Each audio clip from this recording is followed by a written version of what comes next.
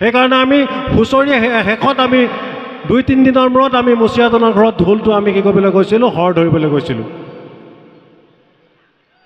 কিন্তু আমাৰতো গাঁৱত এতিয়া মুচিয়া নাই। আপোনালোকে চাব, শিৱসাগৰ টাউনত যিখিনি মুচিয়াৰ কাম কৰি আছে সেইখিনি কোন মানুহ? আমি কেৱল আনক দেখি অন্যৰ দিশতে গতি কৰি গৈ আছোঁ, আনক অনুকৰণ কৰি গৈ আছোঁ, নিজৰটো হেৰুৱাই গৈ আছোঁ। আমাৰ যদি এই বিহুৰ যিটো মূল গুৰি সেইটো যদি হেৰাই যায়, তেতিয়াহ'লে আমাৰ সংস্কৃতিটো কেনেকৈ থাকিব? যে ইয়াৰ পৰা নামি যোৱাৰ পিছত আহোঁতে বোকা পানী নাছিল, কিন্তু যাওঁতে দেখিলোঁ যে তাত পানী বোকা। ক'ৰ পৰানো পানী আহিল নাজানো, কেইবাজনো তাত নামি বোকা খচি খচি বোকাতে লুতুৰি পুতুৰি হৈ নাচিছে বাগিছে। তেওঁলোকে আমাৰ সংস্কৃতি ধৰি ৰাখিছে হেনো। অসুবিধা ক'ত আছে? কাৰণ আজিকালি প্ৰতিটো বিষয়ে এটা জীৱিকাৰ ফাললৈ ঢাপলি মেলিছে। ডক্টৰ অনিল শইকীয়া ছাৰৰ এটা সাক্ষাৎকাৰত মই শুনিবলৈ পাইছোঁ যে যোৱাবাৰ মৰাণত 5,000 ঢোল বিক্ৰী হৈছে। 5,000 ঢোল মৰাণত বিক্ৰী হৈছে বোলে, মৰাণৰ বিপণীসমূহত। এই ঢোলবিলাক কোনে বনাইছে? অকণমান দীঘলীয়া হ'ব সভাপতি মহোদয়, মাত্ৰ আৰু 5 মিনিট। এইবিলাক খুব ভিতৰত সোমাই থকা খুব। আজি বাহিৰৰ বনিয়াসকলে ঢোল বনাইছে। আগতে আমাৰ গাঁৱত মুচিয়া আছিল, আমি গাঁৱে গাঁৱে যিবিলাক মুচিয়া আছিলে সেইবিলাকৰ ওচৰত আমি ঢোল চোৱাইছিলোঁ। আৰু ৰাতি হুঁচৰি শেষৰ পিছত ৰাতিপুৱাৰ সময়ত ঢোলটো হৰ ধৰিবৰ কাৰণে তালৈ ঢাপলি মেলিছিলোঁ। কাৰণ ৰাতিপুৱা যদি ঢোলটো হৰ ধৰা হয় তেতিয়াহ'লে তাৰ উপযুক্ত হৰ থাকে। অন্য সময়ত যদি ঢোলটো হৰ ধৰা হয় তেতিয়াহ'লে তাৰ শব্দটো অতি বেছিকৈ টিংটিঙীয়া হৈ যায়। সেইখিনি সময়ত ঠাণ্ডা পৰি থাকে, ঢোলটো হৰ ধৰিলে সুন্দৰকৈ মুচিয়াজনে হৰটো মিলাই দিব পাৰে। সেইকাৰণে আমি হুঁচৰি শেষত আমি 2-3 দিনৰ মূৰত আমি মুচিয়াজনৰ ঘৰত ঢোলটো আমি কি কৰিবলৈ গৈছিলোঁ, হৰ ধৰিবলৈ গৈছিলোঁ। কিন্তু আমাৰতো গাঁৱত এতিয়া মুচিয়া নাই। আপোনালোকে চাব, শিৱসাগৰ টাউনত যিখিনি মুচিয়াৰ কাম কৰি আছে সেইখিনি কোন মানুহ? এই যে হাজাৰ হাজাৰ ঢোল বিক্ৰী হৈছে, ব্যৱসায়টো কাক দিছোঁ?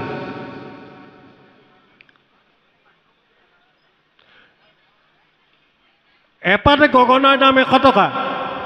আজিৰ বিহুৰ দিনত কিমান গগনা দৰকাৰ হৈছে? আগতে আমাৰ গাঁৱত ইমান গগনা প্ৰচলনো নাছিলে, সকলোৱে বজাব পৰা নাছিলে। আৰু আজিকালি যিবিলাক আমাৰ কৰ্মশালা হৈছে, কৰ্মশালাবিলাকততো সকলো প্ৰত্যেকে সময়ো এপাতকৈ গগনা কিনে।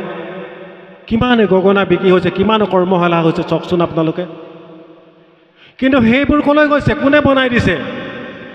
আমি গাঁৱৰ আমাৰ শিল্পীসকলে কেইজনে বনাইছে? ভাবকচোন এবাৰ। হয়, আমি বহাগৰে বিহু উদযাপন কৰিছোঁ, নাচ বাগ কৰিছোঁ, কিন্তু আমাৰ আচল বস্তুবিলাক ক'লৈ গৈ আছে? আজি অসমীয়া ডেকাই নাঙলৰ নিগনি কুটি চিন নেপায়। আজি আমাৰ অসমীয়া ডেকাই নাঙলৰ শোল মাৰি চিনি নাপায়। কোৰখন হালিব নাজানে, কুঠাৰখন হালিব নাজানে। নজনা সংখ্যা সৰহ, জনা সংখ্যা 3 তাকৰ। আমিও বৰ বিশেষ শিক্ষা দীক্ষা লোৱা নাছিলোঁ।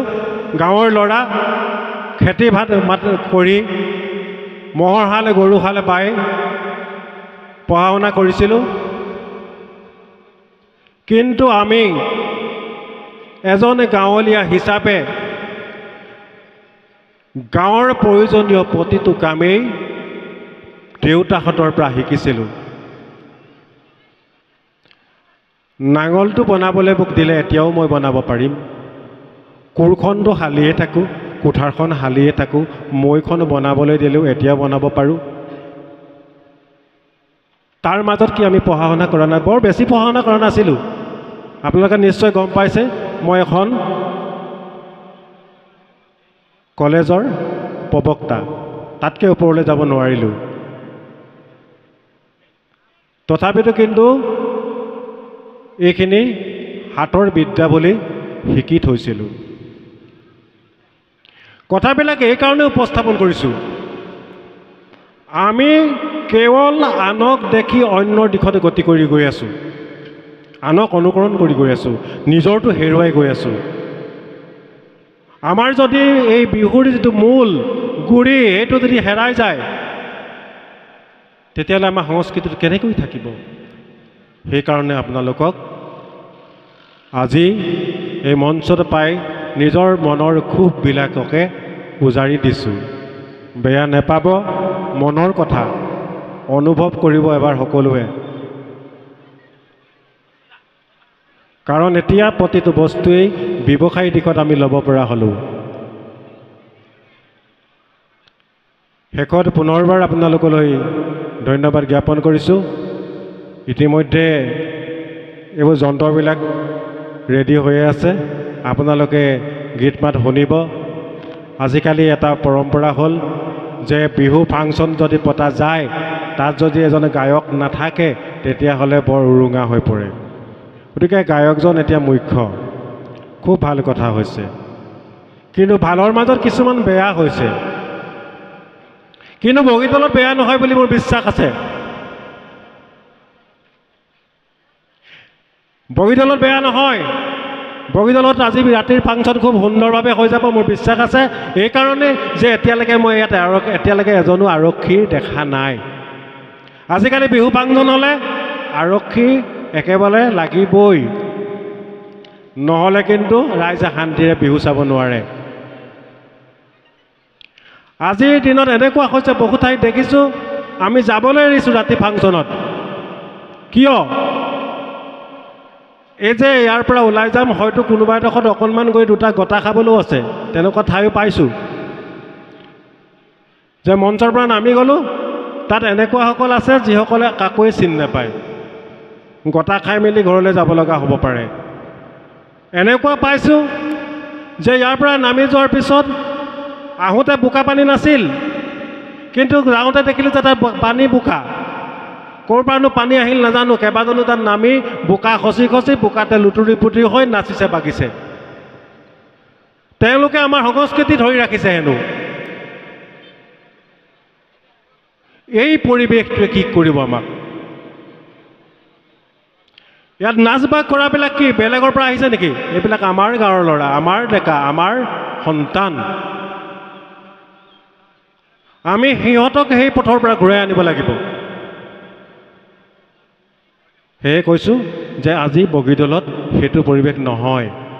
ইয়াত খুব সুন্দৰকৈ এটা ৰাতি উদযাপিত হ'ব, মই আশা ৰাখিছোঁ। আৰু সকলোলৈ শ্ৰদ্ধা জনাই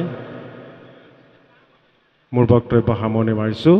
হয়তো ক'ৰবাত আগপিছ ভুল ত্ৰুটি থাকিব পাৰে, ক্ষমা কৰিব। ধন্যবাদ।